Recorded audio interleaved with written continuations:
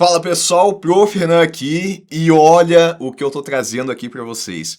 Eu tô trazendo uma prova completa no novo modelo de certificação da Anbima, né? A certificação CPA, a antiga CPA 10. Para quem não tá ligado, a partir desse ano, a antiga CPA 10, ela sofreu uma reformulação, mudou de nome, agora ela se chama apenas CPA. A gente teve a inclusão de vários conteúdos, um aprofundamento maior também em conteúdos que já existiam.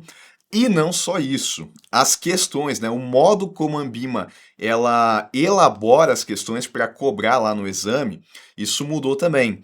Então, para quem estava estudando no ano passado e deixou para tirar a certificação esse ano, quando eu colocar as questões aqui na tela, vocês vão ver que elas estão um pouquinho diferentes, né? A maneira de cobrar mudou. E é claro, eu vou pontuar tudo isso daqui nesse vídeo, vou fazer a correção dessa prova aqui, né, para que vocês vejam como que está sendo cobrado agora e para vocês também se prepararem aí de uma maneira eficiente.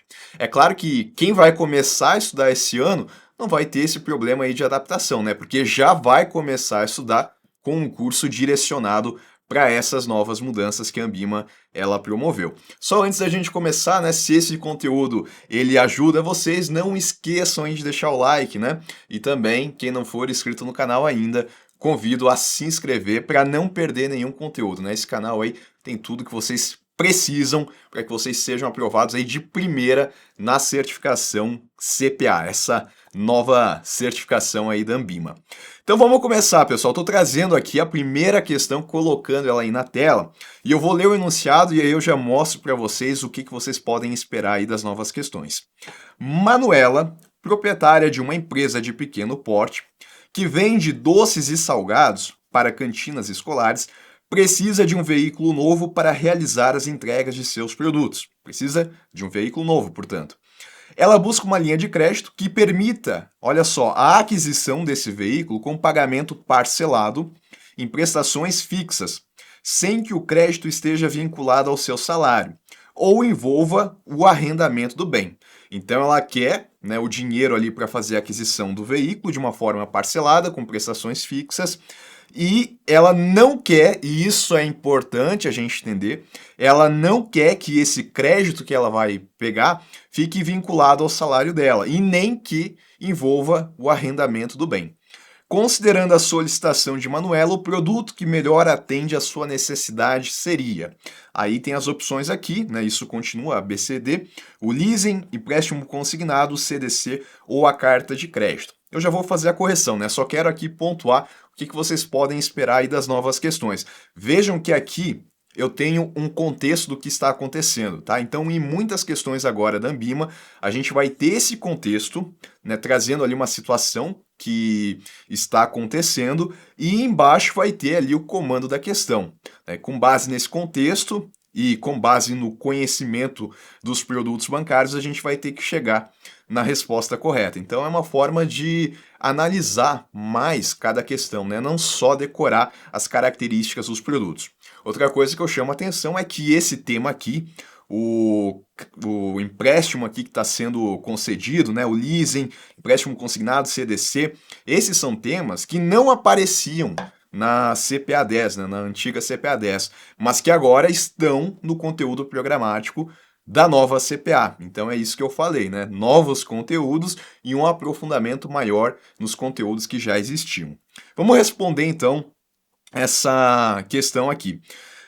Como eu falei, a gente tem que prestar atenção aqui em três coisas. Primeiro, que ela quer fazer a aquisição do veículo com pagamento parcelado em prestações fixas. É um financiamento, né? Ela vai usar esse dinheiro para adquirir um bem específico. As prestações, elas são fixas, né? Quase travou. Então, utiliza aqui o sistema de amortização Price, né? Não é o sistema de amortização constante.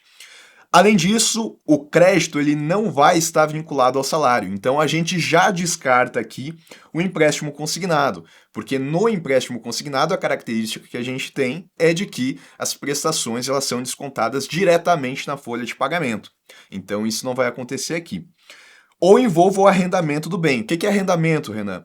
É quando a pessoa, ela, por exemplo, ela vai ter ali a posse do carro, mas ela não vai ser proprietária desse carro, ela aluga esse carro, ela vai estar arrendando esse carro. Então isso é comum, né? Muitas vezes motoristas de aplicativo, não é importante para eles ter a propriedade do veículo, mas ter a posse de conseguir fazer o serviço ali.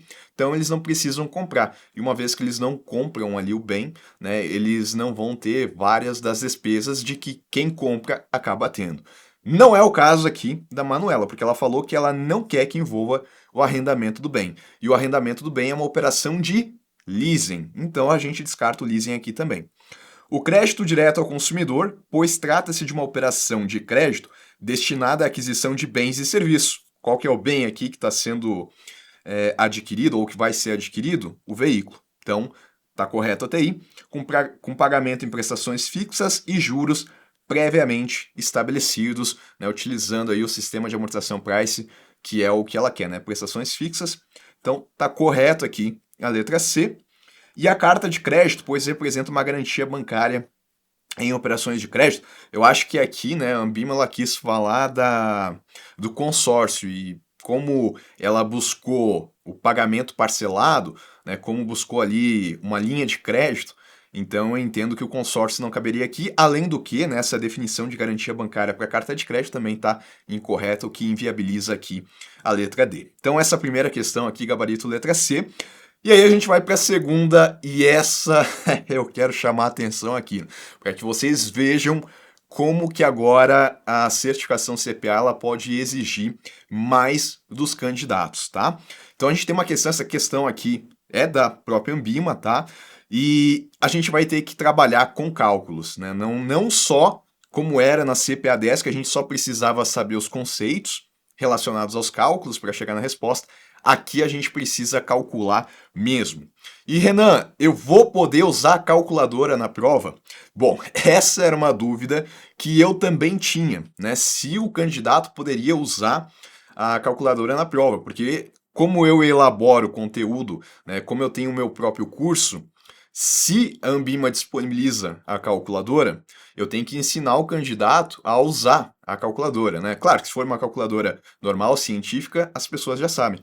Agora, se é uma calculadora HP12C, aí eu tenho que mostrar ali para o candidato que não sabe como é que ele vai fazer as contas e ganhar tempo na prova. Então era uma dúvida que eu tinha, porque na CPA 10 e na CPA 20, no modelo passado, não era permitido o uso de calculadora. Aí eu quero abrir aqui para vocês, né, eu vendo os conteúdos que estavam no conteúdo programático, eu mandei um e-mail para a Ambima para questionar se vai ter ou não o uso de calculadora. E eu vou colocar ele aqui na tela para vocês. Tá, o que a gente tem é o seguinte, eu perguntei lá, né, isso em junho de 2025 ainda, né, considerando o conteúdo programático, né, que a gente tem vários conteúdos de matemática financeira, como capitalização simples, composta, descontos, sistema de amortização, entre outros.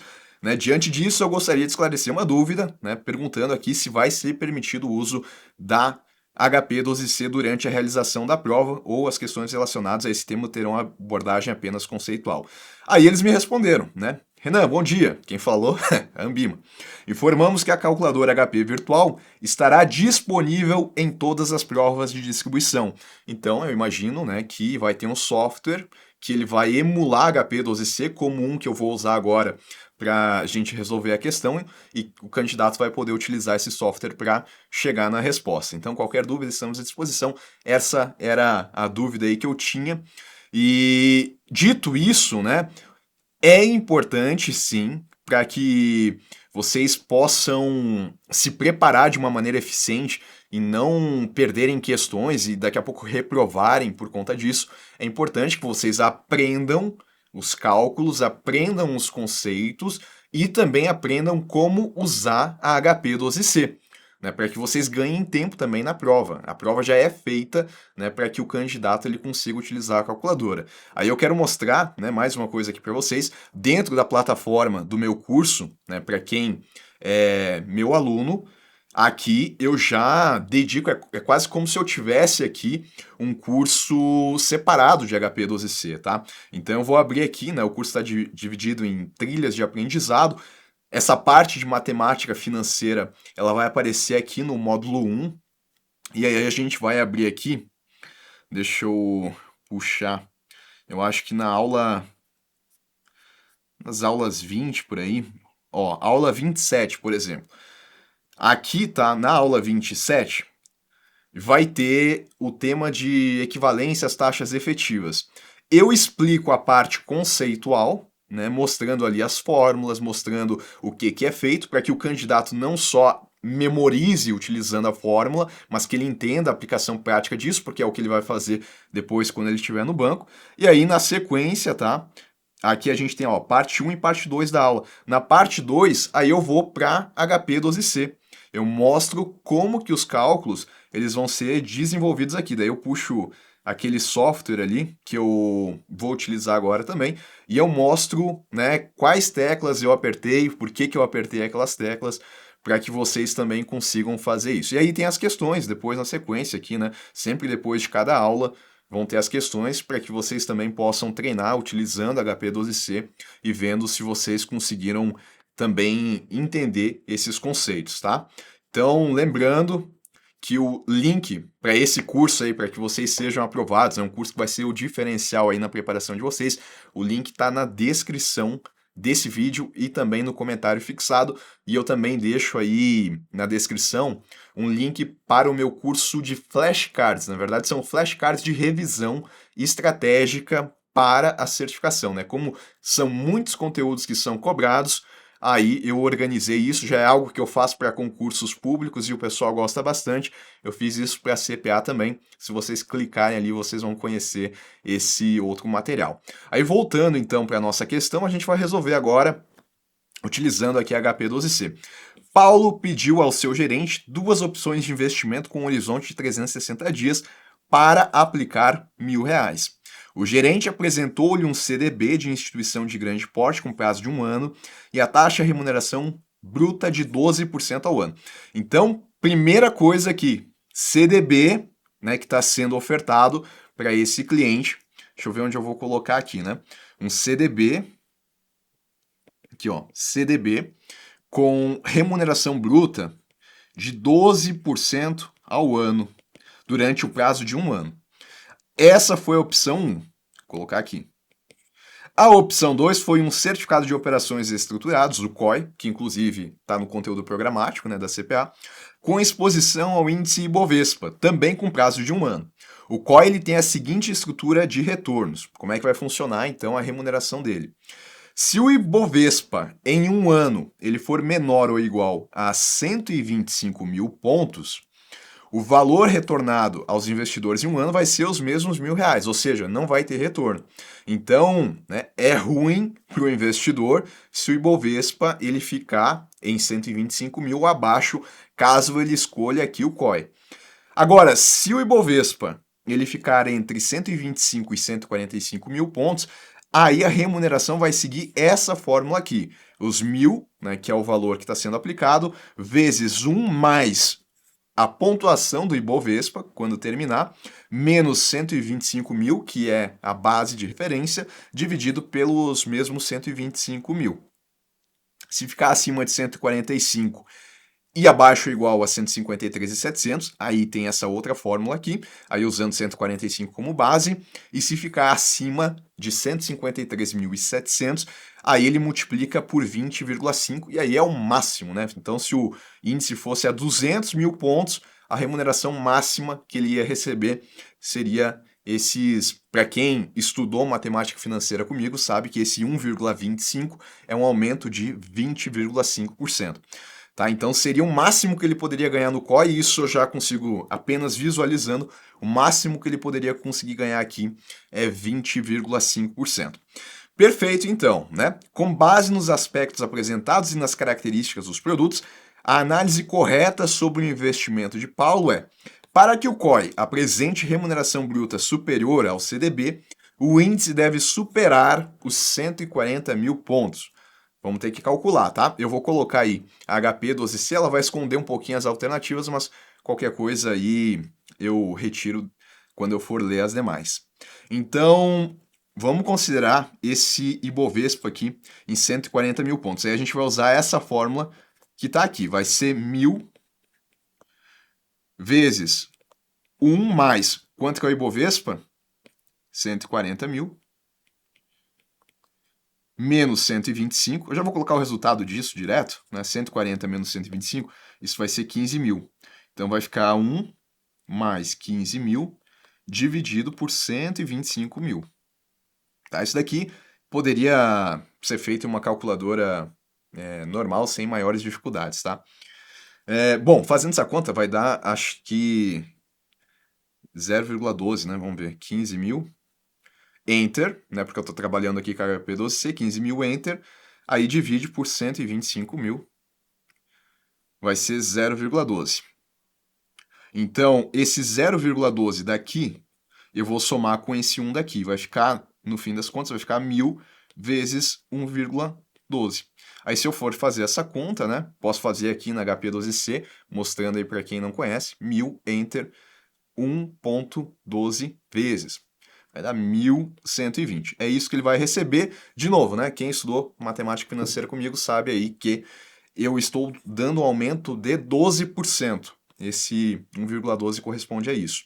Então, vamos entender. O COI aqui, nessa situação, com o Ibovespa 140 mil pontos, ele está pagando exatamente os mesmos 12% CDB. Ou seja, para que o COI apresente uma remuneração bruta superior ao CDB, o Ibovespa ele vai ter que superar sim esses 140 mil pontos. Se for 141 mil pontos, aí a remuneração já vai ser um pouquinho maior, vai ser 12, alguma coisa, 13 e assim por diante. Quanto maior, né, até o teto, que é esses 20,5%, igual eu pontuei aí para vocês. Então é interessante essa questão, né, porque envolve aí o conhecimento, e a gente vai ver pelas demais alternativas, envolvem o conhecimento aí de vários pontos do conteúdo, não só a parte de resolver o cálculo.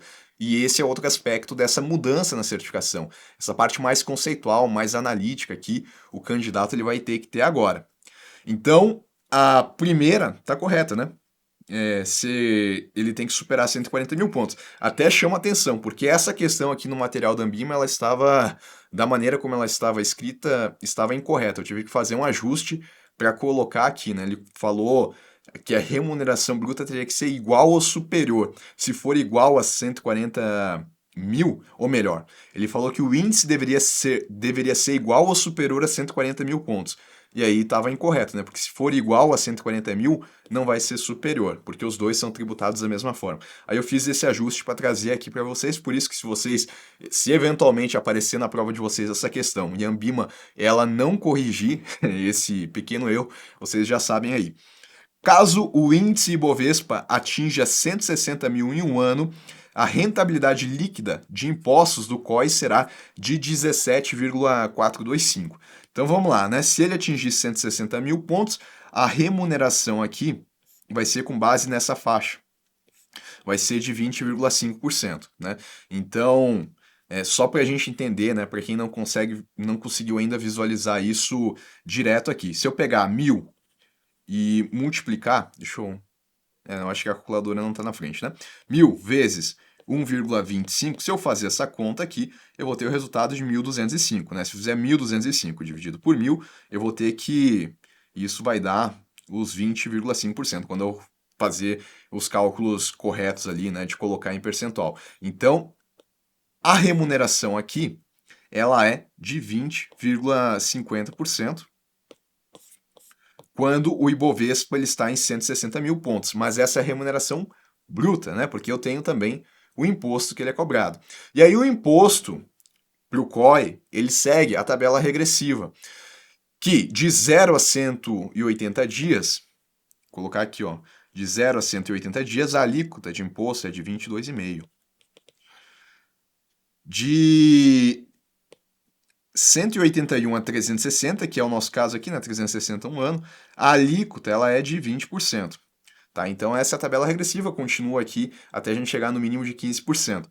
Então a gente vai calcular 20% aqui e vai abater desses 20,5% que é a remuneração bruta.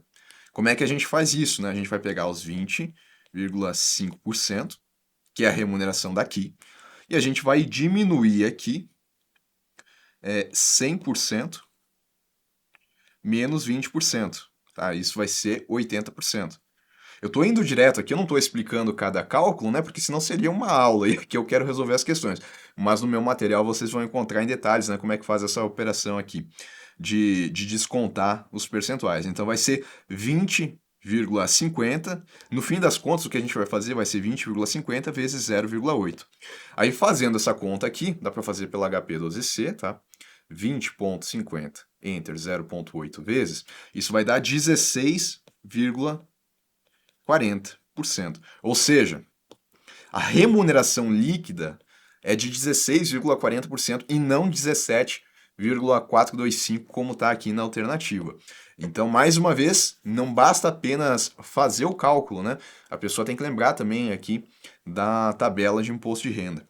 A tributação de imposto de renda incidente sobre o retorno do COI é inferior àquela incidente sobre o CDB. E não, né? Porque, até vou tirar aqui a HP12C que a gente não vai precisar mais. E não, ela não é inferior, porque os dois são tributados da mesma forma, os dois têm o mesmo prazo de 1 ano, os dois seguem a tabela regressiva de imposto. O COI, assim como o CDB, são produtos cobertos pelo FGC, e o CDB sim, né? CDB é coberto pelo FGC, agora o COI, ele já não é. Questão interessante, né? Mas, para quem está chegando agora, que vai começar a se preparar e clicou aqui no vídeo para começar a ver como é que são as questões, não precisa se assustar. Obviamente que não vão ser todas as questões que vão ser nesse nível, mas uma boa parte aí da prova, né, ela vai exigir sim que vocês sejam analíticos, que vocês consigam entender o contexto e chegar na resposta sem apenas memorizar. Isso é interessante porque vai valorizar mais quem tem essa certificação. Henrique está avaliando investir em debêntures de duas empresas distintas. A primeira possui um rating A-, né, que a gente está falando do score de crédito. Então, só para a gente pontuar, as notas que estão ali na letra A, elas indicam que aquela empresa ela tem menos chance de dar calote, menos chance de inadimplência. Então o rating A, ele é melhor que um rating B, que por sua vez é melhor que um rating C, que por sua vez é melhor que um rating D. Então o A, né, da empresa emissora dessa primeira debênture, enquanto a segunda ela foi rebaixada recentemente para BB+. Então, comparando essas duas, né, a primeira empresa aqui tem um rating melhor, ou seja, menos risco de crédito, menos risco de inadimplência. Henrique sabe que o retorno oferecido pela segunda empresa é maior, porém está preocupado com a probabilidade de inadimplência e quer compreender melhor a diferença entre esses níveis de classificação. Contexto e aí o comando. Com base nas escalas de rating e nos conceitos de risco de crédito, a interpretação adequada é: a debênture BB+, possui menor probabilidade de inadimplência do que a menos, por isso que ela está oferecendo um retorno maior. E não, né? Existe uma relação inversa entre risco e retorno. Como assim, Renan? Quanto maior o risco, ou seja, nesse caso aqui, eu perder meu dinheiro por colocar ele em uma empresa que tem mais chance de não me pagar, maior, uma relação inversa não, né? Tem uma relação direta. Maior é o retorno exigido. Se eu tenho mais risco, eu exijo mais retorno. A relação inversa é com a liquidez, né? É a relação de retorno e liquidez. Então, risco e retorno é essa relação direta. E aí, como ela possui menor probabilidade, na verdade, ela possui maior probabilidade de inadimplência, aí ela oferece um retorno maior, né? Porque se eu tenho chance de perder meu dinheiro, eu vou exigir mais dessa empresa do que a outra que, em tese, tem menos chance de não me pagar. Então tá errado, e aí a gente vai para a segunda. A debênture BB+, pertence à faixa especulativa, dentro ali, né, das escalas de score de crédito, apresentando o risco de crédito maior do que A-. Sim, é exatamente isso, né? Já acaba sendo um pouco especulativo, no sentido de que não tem aquela confiança de que vai receber o dinheiro com certeza, como a gente tem na outra empresa, e ela oferece esse risco de crédito maior, ou seja, mais chance de não pagar para o investidor. A debênture A apresenta risco de crédito substancial, indicando provável inadimplência? Não, o rating A, ele é sólido, né? Ainda que seja um A- aqui, ele é sólido. A debênture A e a BB possuem o mesmo nível de risco, variando apenas a rentabilidade.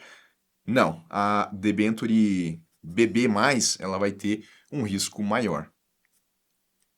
Ana, cliente de um banco, tem perfil de investimento moderado e busca diversificar sua carteira de investimentos.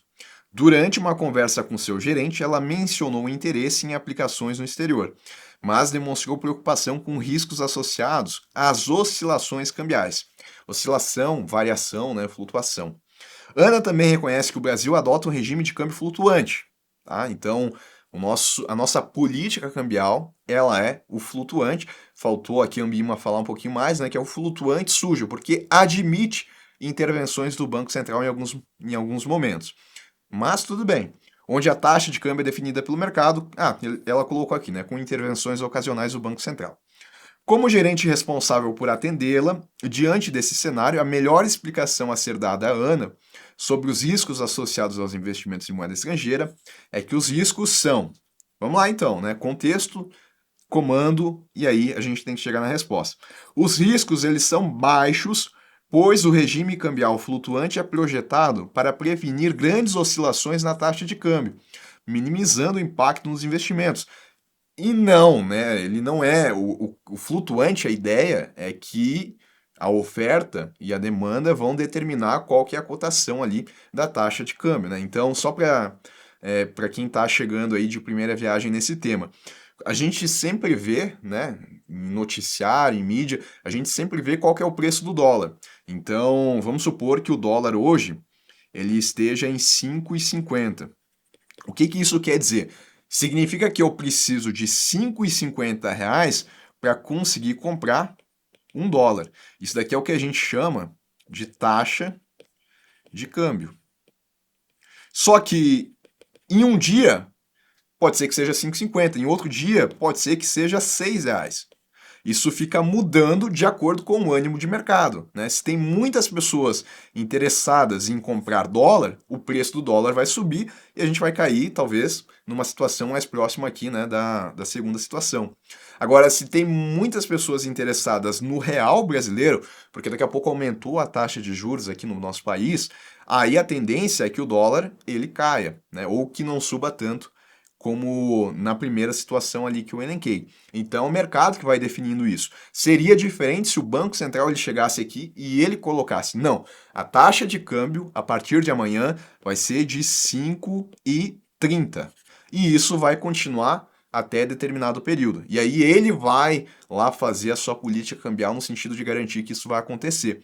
Não é o que é adotado aqui. A gente adota o flutuante, mas é o flutuante sujo, porque embora o mercado determine essa taxa aqui, o Banco Central ele pode fazer interferências no mercado, colocando mais dólares na economia. Eu estou usando o dólar como referência, mas pode ser qualquer moeda estrangeira. Ele pode colocar mais dólares ou retirar de maneira que ele vai influenciar também no preço, mas de maneira geral ele não influencia.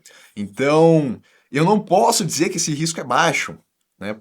Porque o câmbio flutuante ele não é projetado para prevenir grandes oscilações. Elas podem acontecer, mas aí, né, o Banco Central vai atuar no sentido de daqui a pouco fazer interferência no mercado para não deixar isso acontecer.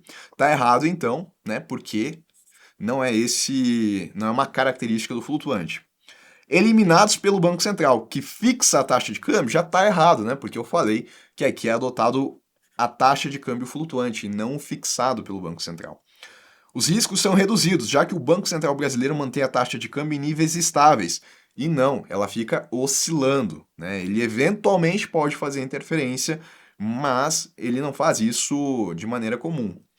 Potencialmente significativos, sim, pois no regime cambial flutuante as taxas de câmbio podem variar de acordo com as condições de mercado, impactando esses investimentos da ANA, né? Então, tem o contexto, a gente tem que ter cuidado às vezes também, né?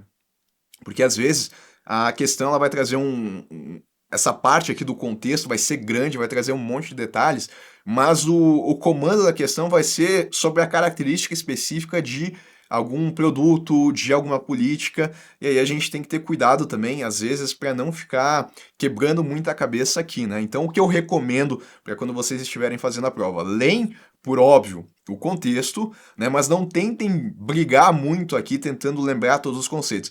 Depois que vocês lerem, aí vão né, ali para o enunciado, para o comando da questão, para ver o que ela quer. Daqui a pouco até poderia ignorar, né, o que tem ali em cima, dependendo da questão. Nesse caso é importante a gente entender, né, o que está acontecendo ali com a Ana, mas vejam que a questão é só entender, né, qual que é o risco associado à taxa de câmbio.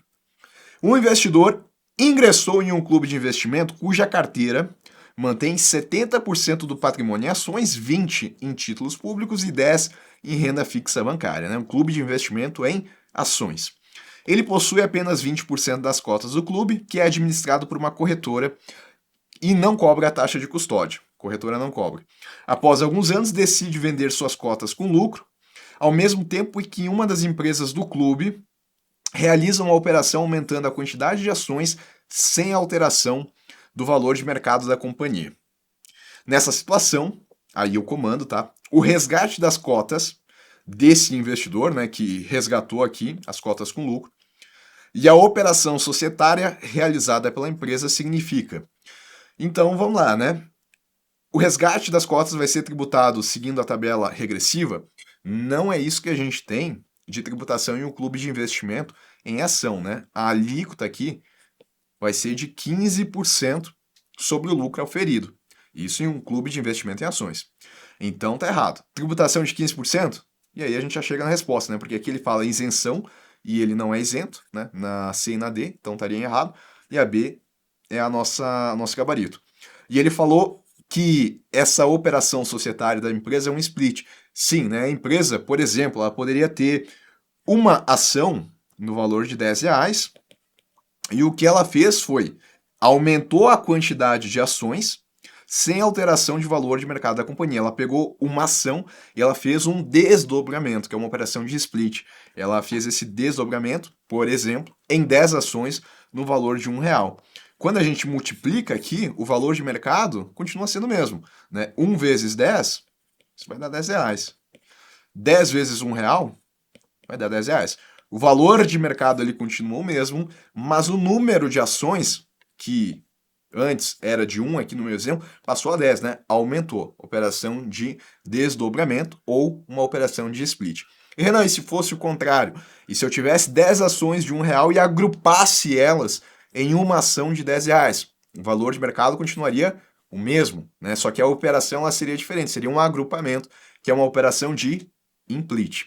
Tá? Então, por isso, correta aí a letra B. Júlia é gerente de relacionamento em uma instituição financeira e recebeu uma intimação solicitando que o banco deixe de enviar determinadas informações ao Banco Central, alegando que tais dados estariam protegidos por sigilo bancário, né? Um novo conteúdo que também aparece aí agora na CPA. A solicitação veio de um cliente que não deseja que suas movimentações financeiras sejam analisadas pelo órgão regulador, né? Então, imagina a situação. A Júlia, né, que está lá trabalhando no banco, ela recebe essa intimação aqui, né, de que o cliente não quer que as suas informações cheguem para o Banco Central.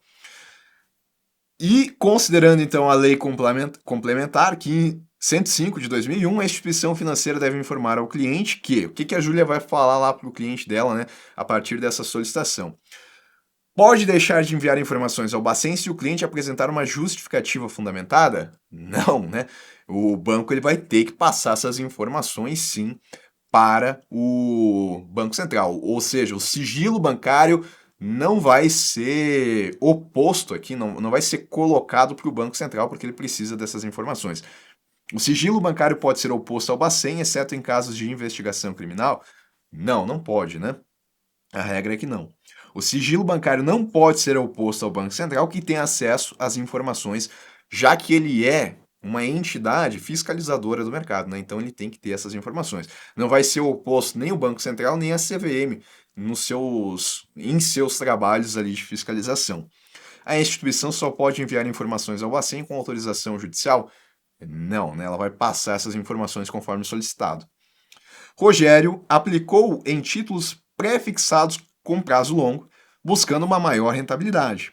Meses depois, a taxa básica de juros aumentou de uma forma significativa. Ao consultar a marcação a mercado, que é aquele processo, né, de verificar todos os dias qual que é o valor do título, Rogério percebe que o valor atual de seus títulos caiu, mesmo sem ter ocorrido nenhum evento de crédito relacionado ao emissor. A melhor explicação para a perda potencial observada é, então, né, não aconteceu nenhum evento de crédito relacionado ao emissor, ou seja, a empresa não faliu, ela não deixou de pagar, nada disso, mas ainda assim o Rogério verificou que o preço dos seus títulos caiu, né? Por que que isso aconteceu? Então, vamos usar aqui como exemplo uma debenture, tá? Que é um título de longo prazo, emitido por empresas. E aí a debenture, quando ela é emitida, se ela for através de uma taxa de juros pré-fixada, ela vai ter aqui a taxa dela, que pode ser, por exemplo, 12% ao ano. Então, né, durante o prazo desse título, o investidor ele vai colocar o dinheiro lá, olhando aqui um fluxo de pagamento pensando no investidor, ele vai colocar o dinheiro dele lá e depois de um tempo, né, ele vai receber o valor de volta. Vamos supor que ele colocou R$ 1.000 aqui, depois de um ano, é de longo prazo, geralmente é maior que um ano, tá? Mas só para a gente contextualizar aqui o que vai acontecer. Vamos supor aqui, então, 12%, né, vai dar 1.120. Esse vai ser o valor aqui que o investidor ele teria depois de um ano. Só que não passou um ano ainda. Ele está aqui com o título dele. E aí o que aconteceu, o que o enunciado está falando, é que ao consultar o mercado, né, o valor caiu por conta desse aumento aqui, ó, na taxa de básica de juros. Então a gente pode pensar, aumentou a taxa Selic. Antes, quando ele contratou, a taxa Selic era de 14 reais, não, né? Era de 14%. 14 não, né? Vamos colocar 10 aqui para fazer sentido. 10%. Aí a debenture, como tem um risco de crédito maior, tá pagando mais. Era 10%. Só que daí passou um tempo, essa taxa ela subiu. Ela foi para 12%. Então, o que vai acontecer com as debentures que vão ser emitidas por essa empresa? A taxa de juros aqui dessas debentures também vai aumentar para acompanhar esse aumento que aconteceu na taxa Selic. É por isso, né, que quando a gente assiste o noticiário, a gente vê falando que aumenta a Selic, isso faz com que outras taxas também aumentem, né, porque elas seguem o comportamento da Selic. De maneira geral, é isso que acontece. Então, a debenture que lá quando ele contratou estava pagando 12%, depois de um tempo, né, vamos pensar que passou esse tempo aqui, depois de um tempo, agora ela está pagando 15% para acompanhar essa alta. O problema do nosso investidor Rogério é que quando ele contratou a 12. E isso vai permanecer até o fim do prazo. Tudo bem, né? Se ele não vender o título dele, ele contratou por 1.000, sabendo que ele ia receber 1.120 e termina ali a história. Agora, caso ele venda esse título no mercado antes do prazo, né, para um outro investidor no mercado secundário, esse título ele vai ter que ser corrigido através da marcação a mercado, e a marcação a mercado, que vai acontecer nesse momento, quando ele for vender, vai considerar a taxa de juros que é maior. E aí vai ser aplicado um desconto no valor futuro desse título até esse prazo aqui, tá? Só que considerando a taxa de 15%. E aí o preço do título vai cair em relação ao que ele seria se a taxa não fosse de 15 e fosse de 12. Tá? Eu sei que o raciocínio aqui ele é um pouco complexo, mas partindo dessa nova realidade da CPA, eu acho importante que vocês entendam sim, ponto a ponto aqui o que eu estou colocando. É claro que quem assistiu às aulas, quem viu os exemplos, vai ficar mais fácil de quem está pegando aqui a questão pela primeira vez, né? Tem que dar tempo ao tempo para que vocês consigam assimilar todos os conteúdos.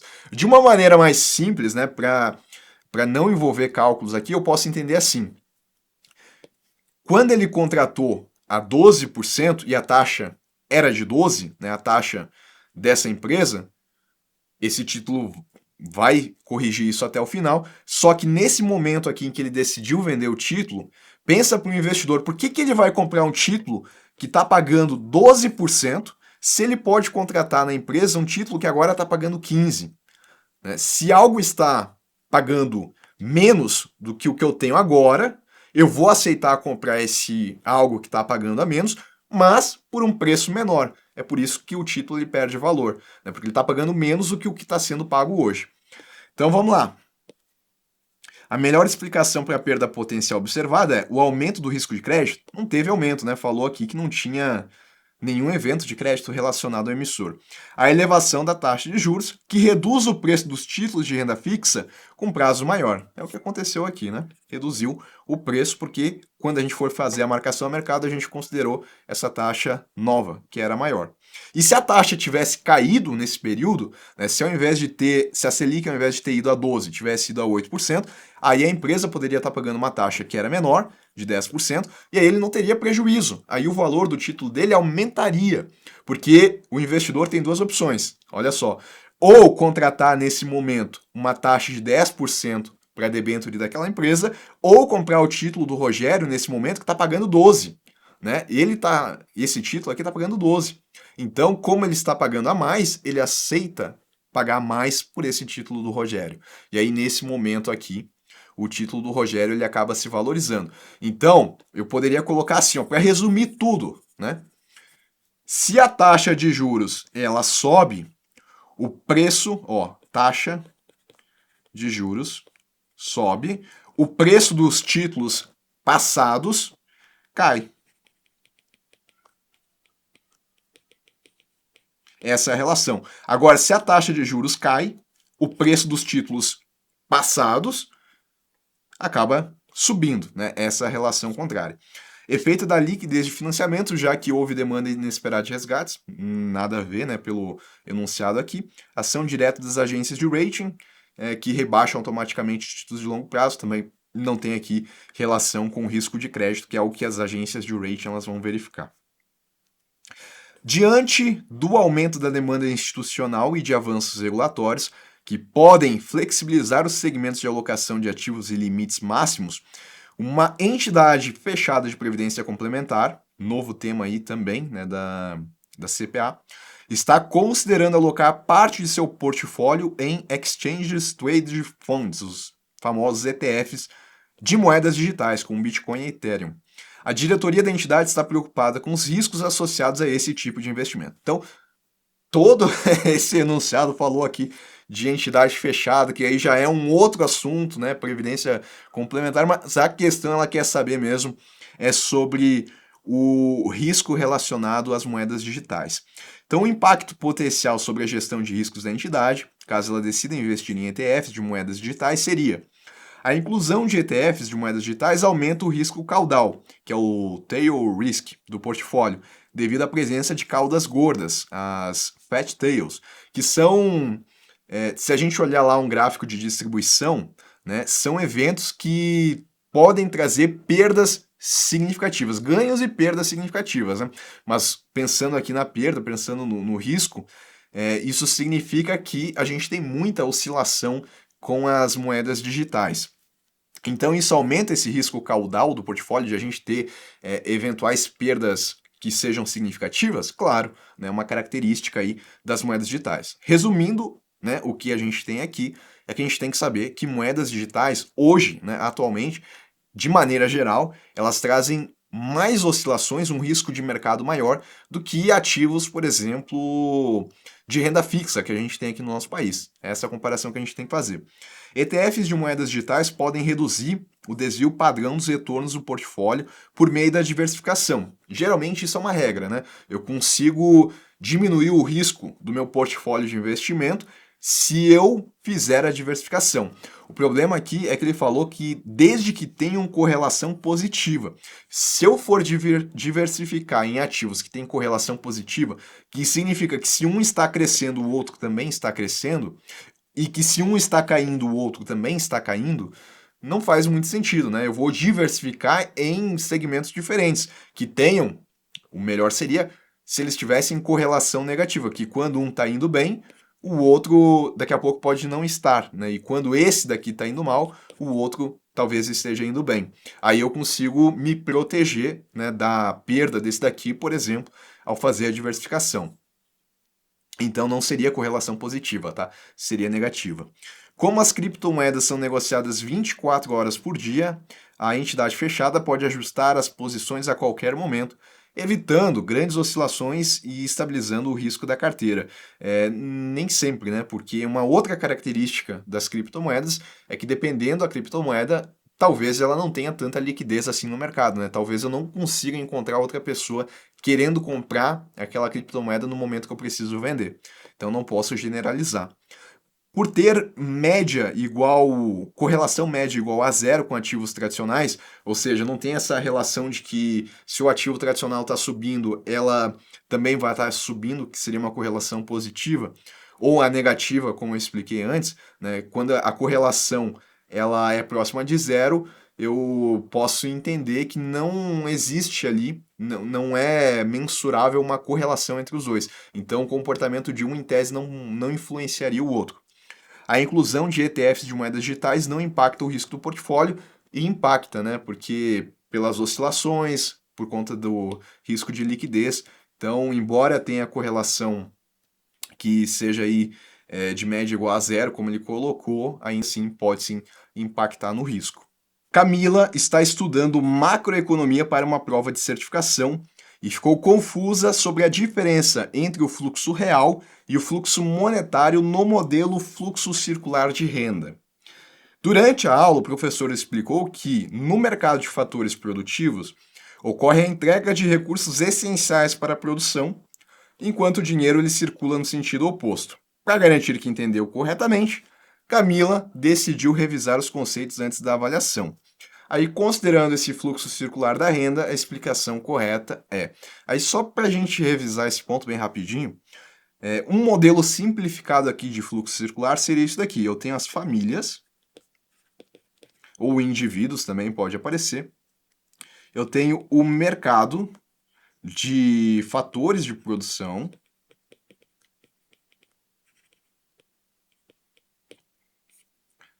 Tenho as empresas.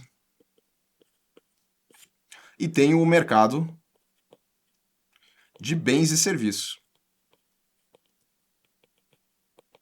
Tá? Então, basicamente, esse é o fluxo circular, um modelo simplificado, aí, sem governo, sem resto do mundo.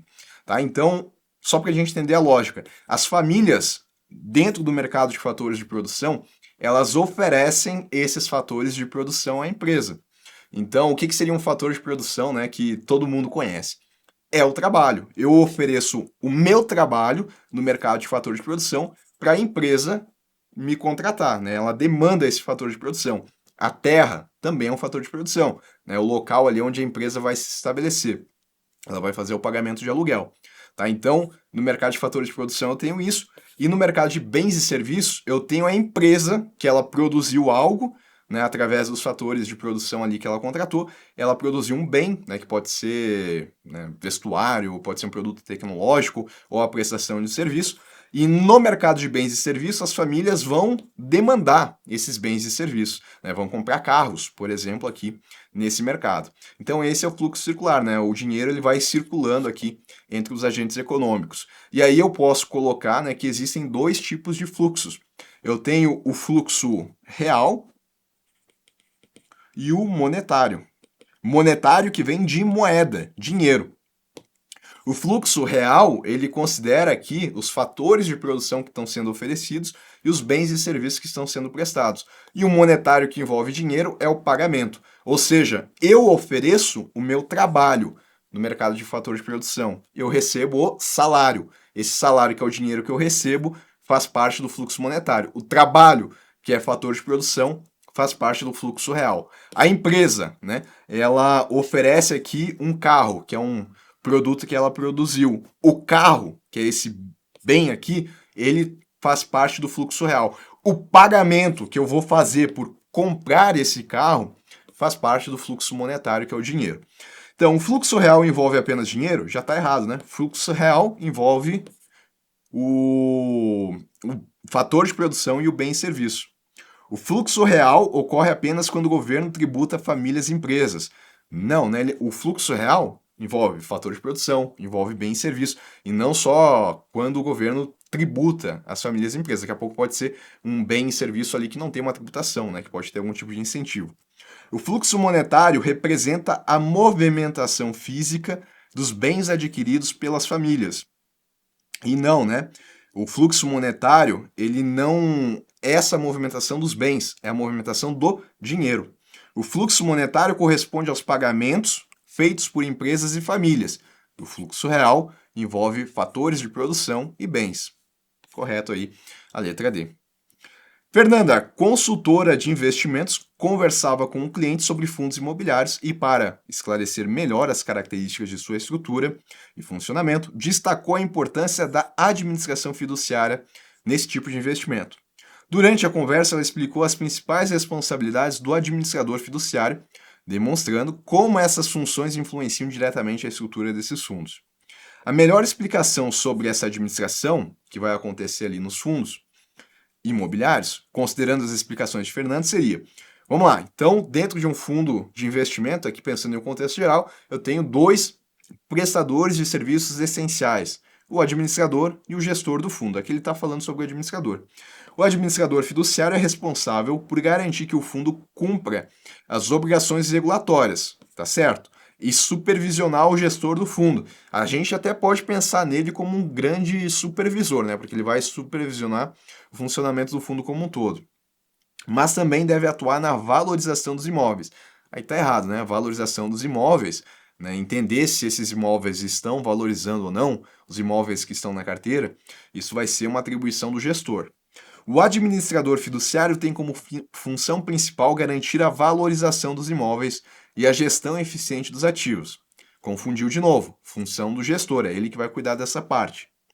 O administrador fiduciário é responsável pela supervisão, tá certo, do cumprimento das normas e regulamentos aplicáveis aos fundos, além de zelar pelos interesses dos cotistas, mesmo que não participe diretamente da gestão dos imóveis, tá correto, porque quem participa diretamente é o gestor e não o administrador. A função do administrador é basicamente administrativa, sendo responsável por tarefas como a manutenção física dos imóveis e a gestão de inquilinos. Não, né? Essa parte aí também é mais do gestor do que do administrador propriamente dito, porque envolve a questão ali da carteira também, né? Das movimentações financeiras que vão acontecer. Marcos, um investidor conservador, está considerando aplicar seu dinheiro na caderneta de poupança e consultou seu gerente bancário para obter uma explicação detalhada sobre as características desse produto. Ele deseja entender melhor sobre liquidez, rentabilidade, garantias, riscos e tributação, além de avaliar se a caderneta é uma boa opção para o crescimento patrimonial a longo prazo. Considerando as dívidas de Marcos, a melhor explicação sobre a caderneta de poupança para pessoas físicas seria: ela oferece liquidez imediata? Sim, né? E uma característica da poupança é que eu coloco meu dinheiro hoje, se eu quiser sacar hoje mesmo, ou amanhã, ou daqui uma semana, eu vou poder, né? Eu tenho liquidez imediata. E a isenção de impostos. Para a pessoa física, sim, né? A Ambima não entrou aqui no contexto, mas para a pessoa jurídica com fins lucrativos não é isenção. Mas como ele falou, né, de um investidor, imagino que seja pessoa física aqui. Ela é garantida pelo FGC até 250 mil por CPF e por instituição, tá correto também. Sua rentabilidade baseia-se na Selic ou em 0,5% ao mês mais TR. Faria uma pequena correção, né, porque ela se baseia na meta da Selic, né, mas geralmente aparece assim, quando aparece em provas, apenas a Selic. Tá correto também, né? Dependendo ali se a Selic ela é maior que 8,5% ao ano ou menor ou igual a 8,5%, a gente vai ter rentabilidades diferentes, né? Se ela for maior que 8,5%, a rentabilidade é 0,5% ao mês mais TR. Se ela for menor ou igual a 8,5%, a remuneração é 70% da meta ou da Selic, né? Como apareceu ali, mais TR. Tá? Então, basicamente, está correto aqui com alguns pequenos ajustes para ficar 100%. Não é ideal para crescimento patrimonial a longo prazo. A gente entende que não, né, porque nem sempre ela consegue repor a inflação e existem outras opções que tendem a trazer remuneração maior. A caderneta de poupança possui liquidez limitada? Não, né, é imediata. Os rendimentos são pagos apenas no aniversário mensal? Isso sim, né? Os rendimentos são pagos, né? Precisa passar ali o período do aniversário da poupança para que ela tenha algum tipo de rendimento. Mas eu posso sacar a qualquer momento, só dependendo ali quando eu for sacar, talvez eu não tenha rendimento. Sua rentabilidade é composta por 0,5 mais TR, tá correto, garantido pela FGC, o restante que estaria correto, né? O problema é quando ele fala que é limitado. A caderneta de poupança possui alta rentabilidade comparada, né? Já está errado, porque ela não tem alta rentabilidade comparada a outros investimentos de renda fixa. A caderneta de poupança, e ele fala aqui, né? Seu risco está na perda do valor investido, pois não possui garantias. Também está errado. Tem a garantia do FGC, tem, dependendo se a poupança for pela Caixa Econômica, tem a garantia do governo federal também. Então, tá errado quando diz que não tem. A caderneta de poupança tem a vantagem de ser tributada apenas no resgate antecipado. E não, ela não tem tributação para a pessoa física, né? Liquidez limitada, tá errado também. Marina está avaliando aplicar em 2 títulos de renda fixa pré-fixados, que pagam cupons semestrais. O primeiro título possui vencimento em 5 anos e paga cupons elevados. O segundo título tem vencimento em 5 anos, mas paga cupons bem menores. Vamos colocar aqui então, né, esses dois fluxos. Fluxo 1, eu tenho um título aqui de renda fixa, ela vai colocar o valor dela e periodicamente ela vai receber vários cupons de pagamento, que são esses pagamentos periódicos de juros, né? Então é como se eu colocasse meu dinheiro e a cada mês, só para a gente entender, eu colocasse aqui R$ 1.000 e a cada mês aqui eu estou recebendo R$ 10 no investimento. R$ 10, R$ 10. Esses são cupons. E aí lá no final eu recebo o principal mais um último cupom de R$ 10. Tá? Então, basicamente, a ideia do cupom é essa. Aí eu tenho um segundo investimento aqui, aonde ela também vai colocar os R$ 1.000, só que ele falou que o segundo ele tem cupons menores, né? Então pode ser tanto na frequência dos pagamentos, né? Pode ser que tenha menos cupons, ou no valor, né? Se a gente pensar no mesmo valor aplicado e no valor final aqui do investimento. Fato é, um tem mais cupons, tem mais distribuição e o outro não. Dito isso, ela deseja entender qual dos títulos apresenta maior prazo médio ponderado e, consequentemente, maior risco associado à espera pelos fluxos de caixa. Aqui a gente está olhando, então, né, o conceito de duration de Macaulay, que é esse prazo médio ponderado para eu receber aquele valor que eu investi. E aí, a lógica, né, pensando aqui em títulos que têm o mesmo prazo, a lógica é a seguinte: se os dois têm o mesmo vencimento, em qual dos 2 títulos eu estou recebendo mais rápido o valor que eu investi? Eu estou recebendo aqui mais rápido, né? Porque eu não estou tendo que esperar até lá no final para já receber uma parte. Sempre eu estou recebendo aqui os pagamentos ao longo do tempo. Enquanto que aqui, no segundo, como eu tenho menos cupons, eu estou recebendo menos antecipadamente. Eu estou tendo que esperar mais tempo para receber. Então, o prazo médio de recebimento no título 2 ele vai ser maior. O título com cupons maiores terá uma duration maior, ou seja, mais prazo para eu receber. Tá errado, pois paga mais juros ao longo do tempo. Não, né? Ele não terá uma duration maior, ele terá uma duration menor. Os 2 títulos terão a mesma duration, já que o vencimento é igual, tá incorreto, né? Porque um tem essa frequência maior. O título com cupons maiores terá duration menor, pois não sofre marcação a mercado. Vai sofrer, né? E quando ele fala que tem cupons maiores e terá a duration menor, até tá correto, mas ele fala que não sofre a marcação ao mercado, aí não tem uma relação uma coisa com a outra. O título com cupons menores, que é o de baixo aqui, terá uma duration maior. Tá correto? Que é esse prazo médio de recebimento, pois concentra a maior parte do valor, né, a parcela maior do valor no final. Que é o que eu falei, demora mais para o investidor receber. Por isso que a gente marca aqui a letra D. Dolores, uma cliente de 45 anos, possui investimentos em 2 instituições financeiras diferentes. Na A, ela mantém suas aplicações em ações e fundos multimercado de alta volatilidade. Na B, ela coloca em títulos pós-fixados do Tesouro Direto e CDBs de baixo risco. Então, basicamente, né, na A eu tenho renda variável e na B, renda fixa. Cada instituição tem uma visão parcial dos investimentos de Dolores, o que limita a análise de perfil de risco total de sua carteira. Uma das gerentes, né, o problema que está sendo colocado aqui é que uma instituição não consegue ter a visão completa do que esse investidor tem com a outra instituição. Né, ele só tem a visão dele. Uma das gerentes, Gabriela, sugeriu que Dolores aderisse ao Open Finance, o que permitiria consolidar todas as suas informações financeiras em uma única plataforma. Com isso, seria possível uma visão completa do portfólio total. O Open Finance vem nesse sentido, para que a minha instituição financeira tenha conhecimento também né, do que eu tenho de valores aplicados em outras instituições. E isso pode ser interessante, né, porque daqui a pouco eu posso ter ali um score de crédito melhor por conta dos investimentos que eu tenho, eu posso conseguir uma taxa de juros diferenciada, né, a instituição ela tem essas informações para conseguir fazer um perfil melhor ali do cliente. A adesão de Dolores ao Open Finance impactaria as indicações de investimento, especialmente no que se refere à avaliação do risco da carteira, ao permitir que Gabriela visualize os dados de investimento de Dolores, mas a análise do risco ainda ficaria limitada, pois o sistema não considera variáveis como a volatilidade e o prazo dos ativos, né? Essas informações elas são compartilhadas também, e através disso é possível fazer uma análise. Tem uma visão consolidada de todos os investimentos de Dolores, né? O Open Finance possibilita isso, facilitando uma avaliação mais precisa do perfil e possibilitando recomendações de investimento mais adequadas, correto, né? O Open Finance, o Open Investment, tudo indo dentro dessa lógica. Veja apenas os investimentos em renda fixa de Dolores, o que ainda resultaria em uma visão parcial. Não limita, né? Se ela escolher compartilhar ali os demais dados, não vai ficar limitado a só isso. Daí não vai ser uma visão parcial e limitada, como está aqui.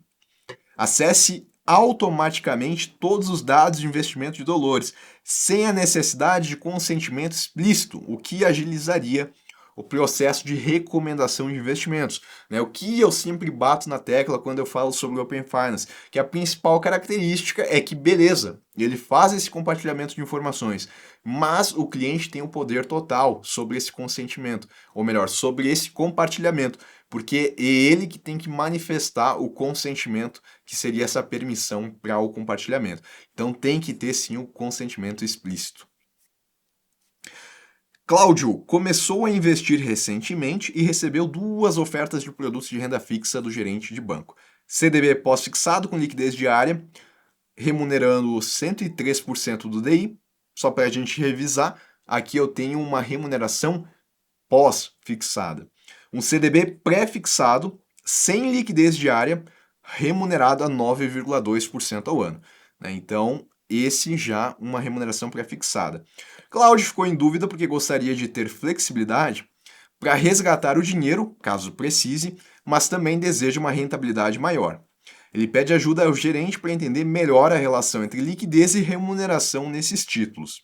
Tá? Um tem liquidez diária, ou seja, eu coloquei meu dinheiro, eu posso resgatar a qualquer dia. E o outro não tem liquidez diária, então eu tenho que esperar, em regra, o prazo de vencimento para receber meu dinheiro ou vou ter que vender no mercado secundário.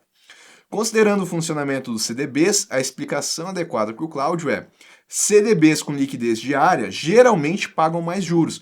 Lembra lá no início que eu falei que existe uma relação inversa entre liquidez e retorno? Ou seja, quanto maior a liquidez, geralmente o retorno ele tende a ser menor, porque é menos risco, né? Agora, quanto menor a liquidez, mais risco para o investidor, nesse caso o risco de liquidez, geralmente o retorno é maior, para compensar esse risco. Por isso que a poupança, né, geralmente tem uma remuneração pequena, pensando nessa lógica, né? Ela tem a liquidez ali que é imediata, né, um risco praticamente nulo na poupança, mas ela não tem uma remuneração que é muito alta. Então, é por isso que, dependendo das condições aqui de mercado, esse CDB pré-fixado, comparando aqui, é claro que a gente está comparando um pré com um pós, né? Mas com as condições de mercado, de repente a taxa Selic aqui estivesse 8% ao ano, né? Então, esse daqui em tese estaria pagando mais. É o que é de se esperar. CDB sem liquidez diária tendem a pagar remuneração maior, que é o caso aqui, pois oferecem mais previsibilidade ao banco. E isso sim, pensando na ótica do banco, está correto também. Porque com a liquidez diária, o banco ele não sabe quando que esse investidor vai tirar o dinheiro, né? Então ele meio que sempre tem que manter uma provisão ali, porque se o investidor tirar, ele vai ter como pagar. Agora, se não tem liquidez diária, ele sabe que o investidor não vai retirar o dinheiro. Aí ele não precisa manter essa provisão da mesma forma como na outra situação. A liquidez diária só influencia o risco de crédito, mas não altera a taxa de remuneração. Altera, né, por conta dessa relação. Aqui a gente nem está falando de risco de crédito, o risco associado é o próprio risco de liquidez. CDBs pós-fixados sempre pagam mais que pré-fixados, independentemente da liquidez. E não, né? Inclusive, eles tendem até a pagar um pouquinho menos, porque os pós-fixados eles têm um risco menor na taxa de. Desculpa, tem um risco de mercado menor do que os pré-fixados. Maria, uma jovem de 23 anos, deseja fazer o intercâmbio na Europa em 2 anos e precisa acumular 6 mil euros para cobrir as despesas. Após revisar seu orçamento, ela conclui que consegue economizar R$ 1.200 por mês e decide aplicar suas economias mensais na poupança, buscando uma segurança e liquidez. Tá? Então ela precisa acumular 6 mil euros, ela está economizando 1.200 por mês em reais e ela está guardando isso na poupança, né? E ela quer conseguir isso em 2 anos. Então, além de chegar, além de juntar, né, depois ela vai ter que fazer a conversão. Então, ela vai ficar refém aqui da taxa de câmbio, né? Porque quando ela começou a poupar, pode ser que o valor aqui do euro seja de R$ 6, por exemplo. Tá? Então, se for esse o caso aqui, ela precisaria de 36 mil reais para conseguir os 6 mil euros. Mas pode ser que depois de 2 anos, né, o euro aqui esteja agora em R$ 8 o preço. Aí ela precisaria aqui, né, de 48 mil reais. Esse é o problema dela. O problema dela é a variação da taxa de câmbio, porque ela vai precisar desses euros. Né? O que ela poderia fazer para não ficar tão refém assim? Ela, em vez de pegar esses 1.200 e guardar na poupança, ela poderia já mês a mês já fazer a troca aqui pela taxa de câmbio vigente. Aí ela não ficaria refém, né, de esperar para trocar lá no último momento, quando daqui a pouco a taxa de câmbio poderia estar mais desfavorável a ela. Poderia, né, em outra situação, estar favorável também, né, mas esse é o risco da taxa de câmbio, né, a gente não saber exatamente quanto que ela vai estar. Considerando o objetivo de Maria e as características da poupança, a principal limitação que ela precisa compreender é: a variação cambial pode aumentar o valor necessário em reais e a rentabilidade da poupança não necessariamente vai acompanhar essa variação. Tá correto, né? É exatamente isso. É o que eu coloquei ali. Pode ser que a variação cambial faça com que ela precise de mais reais. E a poupança vai ter a remuneração lá, mas não vai necessariamente acompanhar essa variação. A rentabilidade da poupança pode não acompanhar a inflação brasileira, o que pode reduzir o valor real acumulado em termos de poder de compra. Essa letra B é interessante, né? Porque ela não está errada, ela está correta. A poupança ela pode não acompanhar a inflação. Isso pode trazer uma desvalorização em termos de poder de compra. Só que isso não tem relação com o problema da Maria. Esse é o ponto, né? O problema dela não é com a inflação, é com a variação cambial. A poupança oferece baixa liquidez? A gente já sabe que não, né? Ela tem alta liquidez e a poupança é sujeita a impostos que podem reduzir o valor acumulado para a pessoa física, não tem tributação. Lucas é um investidor conservador que busca preservar seu capital enquanto ganha um retorno constante. Ele tem algumas economias e deseja investir em títulos públicos. Lucas está particularmente preocupado com a inflação e quer garantir que seu investimento mantenha seu poder de compra ao longo do tempo, mesmo no caso de uma disparada inflacionária. Lucas buscou orientação de seu gerente, que, considerando seu perfil, sugeriu que ele investisse em: se o objetivo é manter o poder de compra ao longo do tempo, eu tenho que colocar o meu dinheiro em um título que acompanha a inflação, né? Que acompanha ali esse índice de preço. E aí, né, a gente tem alguns índices, o IPCA, por exemplo, o IGPM. Tá? Então, se eu colocar em um título que acompanha esses índices de preço, eu vou conseguir manter o poder de compra, ou pelo menos vou conseguir manter de uma forma melhor. Então, qual que seria a recomendação aqui do gerente? A NTN-B é um título público que acompanha o IPCA. Ela vai pagar, né, o IPCA mais uma taxa de juros pré-fixada, que pode ser, por exemplo, de 6,90% ao ano. Tá? Então, esse componente do IPCA, em tese, ele está garantindo o poder de compra. E aí, a remuneração adicional aqui seria a remuneração real que ele está tendo. É claro que depois tem a tributação que vai incidir, né, sobre a soma total, mas aí é uma outra história. Então está correto aqui. A LTN é um título público, mas é pré-fixado. O CDB, ele não necessariamente vai acompanhar a inflação, então eu não posso considerar ele aqui, porque ele pode ser pré ou pós-fixado também. A LCA, mesma situação, né? Não necessariamente ela vai acompanhar a inflação, ela pode ser pré ou pós-fixada. Dentro aqui das alternativas, a única que sempre vai ser indexada à inflação vai ser a letra A, né? E ele falou conservador, então o título público vai atender ele. José é um investidor de perfil moderado que procura equilibrar risco e retorno, visando obter rendimentos superiores aos dos investimentos tradicionais de renda fixa, mas sem ir para a renda variável. Com esse objetivo em mente, ele está explorando o mercado de crédito privado para encontrar o tipo de debênture que mais se alinha ao seu perfil. Então, né, no mercado de renda privada, que são títulos emitidos por empresas, eu tenho as debêntures que, em tese, sim, elas trazem rendimentos que são superiores aos investimentos bancários tradicionais, como CDB, LCI, LCA, LCD. Bom, com esse objetivo em mente, ele está explorando, né, para encontrar debênture, sendo que, para fugir da renda variável, José deve evitar um tipo específico de debênture que possui um componente de renda variável. Isso é verdade, né? Dentro das debêntures, eu tenho uma debênture que ela... Uma não, né? Tem dois tipos de debêntures que elas têm componentes de renda variável. Considerando as demandas de José, então, qual é o tipo de debênture que ele tem que evitar? Debênture com uma garantia flutuante, aqui está falando sobre a garantia da debênture, não do tipo da debênture. Ela tem uma garantia flutuante, que significa que tem bens ali associados a essa debênture que vão servir como garantia, mas que não estão vinculados necessariamente. Então, não é esse o componente de renda variável aqui que a gente está buscando. Debêntures com remuneração atrelada à taxa DI. É a forma de remuneração, também não é o que a gente quer. Debêntures incentivadas. É um tipo de debênture que é incentivada pelo governo, traz a possibilidade ali de isenção de imposto de renda. Também não é o caso. As debêntures conversíveis e as permutáveis são as que têm esse componente de renda variável, tá? Então, por isso que a gente vai marcar aqui a letra D.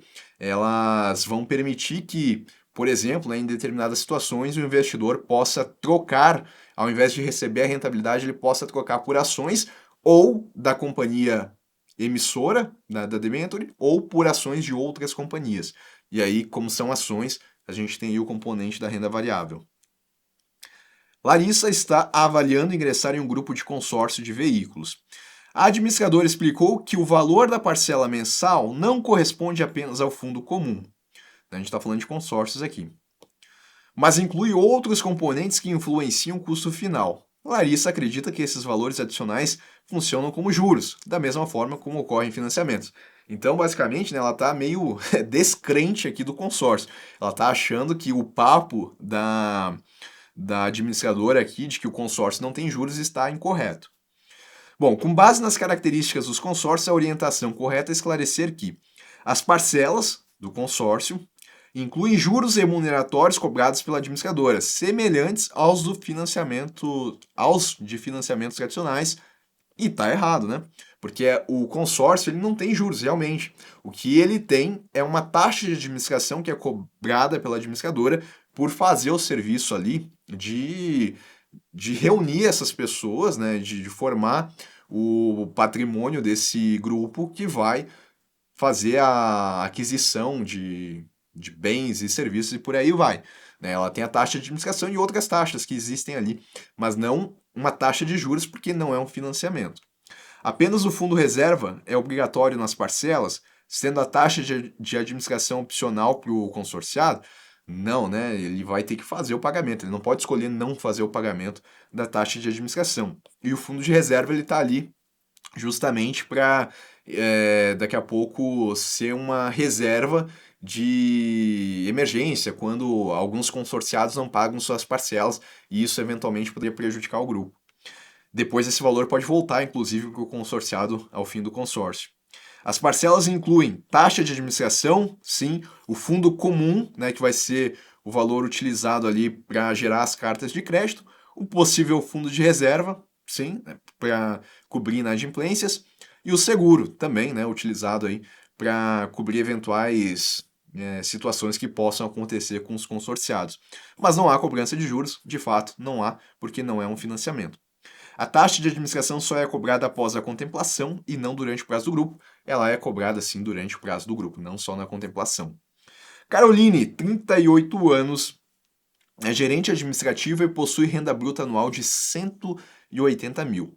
Ela contribui regularmente para o INSS e faz a declaração de ajuste anual de imposto de renda, utilizando o modelo completo. Aí chegou, né, naquele tema que muitas pessoas têm uma aversão grande, né, que é a previdência complementar. Então vamos com calma aqui para a gente pegar bem essa questão. Então, modelo completo, renda anual dela 180 mil. Em conversa com seu assessor, Caroline menciona que gostaria de aplicar 30 mil reais em um PGBL, que é um produto de previdência complementar, para aproveitar o benefício fiscal, pois acredita que todo esse valor poderá ser utilizado para reduzir a sua base de cálculo do imposto de renda. É uma característica que a gente tem no PGBL que, de fato, quando a pessoa ela opta pelo modelo completo e ela faz a poupança ali, ela investe num PGBL, até um limite, o que ela investir nesse PGBL vai reduzir a base de cálculo dela de imposto de renda. Tá? E qual que é esse limite? Já colocando aqui, esse limite ele é de 12% em relação aqui ao que ela ganha. Então, se ela ganha 180 mil reais, ela vai poder pegar desses. Isso daqui é o que ela ganha no ano, tá? Então soma lá os salários que ela tem, no ano deu 180 mil. A gente vai pegar 12% desse valor aqui, né? Então 10% vai dar 18 mil reais, mais 13.600, né? Se eu não errei aí na conta. Vai dar 00611 mais 1, 21.600, tá? Fazendo aqui na mão. Então 21.600, opa, 21.600 seria o valor máximo que ela consegue investir no PGBL e abater esse valor da base de cálculo dela. É como se eu pegasse os 180 mil e diminuísse 21.600 e o que sobrar disso vai ser a base de cálculo de imposto que ela vai pagar. Daí vai ter a alíquota lá, conforme a tabela progressiva de imposto de renda. Mas esse é o limite que ela consegue abater. Renan, e se ela quiser colocar mais? Ela pode, só que ela não vai ter mais esse benefício fiscal e não faz tanto sentido. Ela pode colocar menos?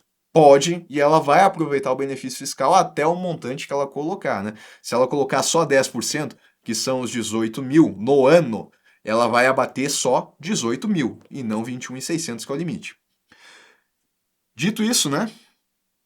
Diante do caso apresentado, a orientação correta é informar que, né, ela quer saber sobre o limite permitido e o impacto tributário no momento do resgate. Toda a contribuição realizada no PGBL pode ser deduzida da base tributável, independentemente de limites? Não, né? A gente tem um limite ali que é de 12. O limite de dedução não se aplica quando o contribuinte opta pela declaração completa. Na verdade, né, ele tem que optar pela declaração completa para poder utilizar o limite. Se ele utilizar um modelo simples, ainda que ele use 12%, ele não está informando isso para a Receita e aí ele não vai conseguir esse benefício. Apenas 12% da renda bruta anual tributável poderão ser deduzidos, que é o que a gente tem aqui, e a tributação futura incidirá sobre o valor total resgatado, né? Essa é uma característica do PGBL. Ele abate a base de cálculo, mas lá na frente, quando eu for receber o meu valor, eu vou ser tributado sobre o valor total, porque eu já tive esse benefício fiscal antes. Diferente do VGBL, que eu não tenho benefício fiscal na aplicação, mas eu pago tributos apenas sobre os juros, sobre o ganho de capital. Como o PGBL tributa apenas os rendimentos no resgate, já está errado, né? Porque ele tributa o total e não só os rendimentos. Quem tributa só os rendimentos, de novo, é o VGBL. Aí, última questão aqui da prova, né? Essa eu acho mais tranquila, sem maiores cálculos. Henrique, 54 anos, acumulou seu patrimônio ao longo de décadas como executivo de uma grande empresa. Ele costuma pesquisar. Ah, tem mais uma questão depois, hein? Eu lembrei agora, eu já trago ela para vocês. Ele costuma pesquisar profundamente antes de investir. Lê relatórios, estuda dados de mercado com frequência, tá? Então, antes de investir, ele é um cara que ele acaba fazendo isso com consciência, né? Ele estuda bastante. Porém, só toma decisões depois de revisar diversas vezes as mesmas informações, sempre buscando minimizar riscos. Então, ele é uma pessoa que tem ali receio, né, de colocar em investimentos de riscos. Por isso, né, a carteira com pouca volatilidade e ele também raramente altera a sua estratégia, mesmo quando todos os indicadores estão positivos. Então, mesmo que o mercado esteja sinalizando ali uma alta, ele continua com a estratégia conservadora dele. Ele é um investidor espontâneo? Não é o caso aqui, né? O espontâneo é aquele que vai sempre colocando ali em novos investimentos, rebalanceando essa carteira, e ele aceita correr riscos. Não é o caso dele aqui, né? Investidor cauteloso, o cauteloso, ele acaba por preferir investimentos que tenham poucas oscilações, pouco risco, só que às vezes ele tem receio de investir também, né? E não é o caso aqui do Henrique, porque ele é um cara que estuda, que busca entender, tenta fazer a sua análise ali para chegar na estratégia que ele montou. Então não vai ser o cauteloso que tem até esse receio de investir. Investidor metódico. É o caso dele aqui, né? Ele é uma pessoa metódica, ele estuda, ele analisa e ele não aceita correr tantos riscos, por isso que ele sempre fica ali revisando a mesma estratégia e utilizando ela. O investidor individualista também tem características parecidas com essas, né? Só que ele é um cara que é independente e ele aceita correr mais riscos, né? Ele não vai ficar só nesses investimentos conservadores. Por isso que a gente marca aqui a letra C. Pessoal, seguinte, lembram que eu falei, né, que as questões agora, elas vão ser, não todas, né, mas boa parte das questões vão ser contextualizadas, né? A gente tem o contexto, a gente tem um comando, e aí a gente tem que chegar na resposta, às vezes a gente vai ter que trabalhar diversos temas aí. Mas uma outra novidade que tem também nessa nova certificação CPA é que agora também vão existir questões dissertativas, além de outros tipos de questões, né? Até questões que simulam chat, que também vão aparecer na prova, né? Então, por isso que eu estou trazendo aqui para vocês agora uma questão dissertativa já nesse novo modelo de certificação da MIMA, para que vocês já possam se habituar a esse tipo de coisa, né? Esse tipo de questão que vai aparecer lá na prova de vocês, tá? Então, colocando aí na tela, questão dissertativa, tá? Seguindo esse modelo. Ah, inclusive, tá? Esse material aqui que eu peguei, essa questão, tá lá no meu curso também. Eu vou abrir aqui rapidinho só para vocês conseguirem ver onde que eu coloquei, porque tá em outro local. Então, tá na tela aí para vocês. Depois do final de cada módulo aqui, né, aqui eu estou acessando o módulo 1, só voltando aqui, ó. Tem as trilhas, né? Vocês sempre vão usar as trilhas aqui para se basear. Eu vou abrir a trilha 1 aqui. Aí, lá embaixo, né, no final, depois de todas as aulas desse módulo aqui, eu vou ter as questões dissertativas, tá? Aí vai ter o arquivo aqui para vocês fazerem o download e o arquivo ele vai abrir como eu abri aqui para vocês, só que com mais questões, né, por óbvio. Aí como é que funciona? O que vocês vão ter que fazer? E aí eu já recomendo o seguinte, né, quem tem acesso ao meu curso, antes de eu colocar a questão aqui, faça a impressão dessa questão, tá? E tentem resolver a questão sozinhos. Escrevam ali. Claro que abaixo aqui tem a sugestão de gabarito, mas tentem fazer sozinhos e ver como é que vocês saem. Nem precisa imprimir, na verdade. Dá um pause aqui no vídeo, né? Leiam o que está escrito aqui e tentem resolver sozinhos para ver se vocês conseguem chegar na resposta. Isso é claro, né? Para quem já estudou esse tema. Então vamos lá. Carla, servidora pública de 42 anos, possui aplicações financeiras distribuídas entre diferentes bancos e cooperativas. Tá? Ao ver notícias sobre a liquidação de uma instituição financeira, ela ficou preocupada com a possibilidade de perder dinheiro aplicando em CDBs e na poupança. Então, a gerente explicou que essas aplicações possuem uma proteção por meio de fundos garantidores, criados para preservar a confiança no sistema financeiro e evitar crises generalizadas. Tá? Então, ela estava preocupada ali com o valor, né, que ela tem, com a possibilidade de liquidação da instituição financeira, como a gente vê às vezes acontecendo no mercado, né, instituições que promovem uma rentabilidade muito acima do mercado e depois elas acabam sofrendo uma liquidação. E aí que todo mundo fica, quem investia, né, acaba ficando refém dos fundos garantidores. Durante a conversa, Carla soube que há limites, e esse é um ponto importante, de valor e que nem todos os instrumentos financeiros contam com cobertura. Ela também descobriu que, no caso das cooperativas de crédito, exige um fundo específico, distinto daquele que cobre os bancos comerciais, né? Então, por isso que são fundos, né? Porque a gente tem dois. Diante disso, ela pediu que a gerente explicasse de forma objetiva quem administra essas garantias e quais são as principais diferenças entre os dois fundos atuantes no Brasil. Tá? Então, contexto e agora o comando, é o que vocês vão ter que escrever.